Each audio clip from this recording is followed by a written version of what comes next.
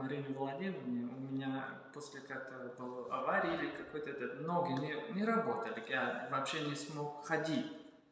Но когда позанимались, как бы, и я даже не только мог ходить, а летал как-то вот так.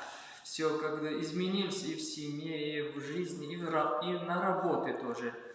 И как бы пришел, чтобы лечиться, да, вот здоровье улучшить, а там все изменится, как бы и в семье, и в бизнесе, и на работе, и во всем параметрах жизни у меня какой-то новый, как бы,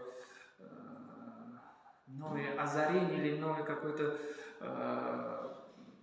страница жизни, как бы открылась, чтобы я мог реализовать не только то, что мечтал, хотел, а еще даже больше.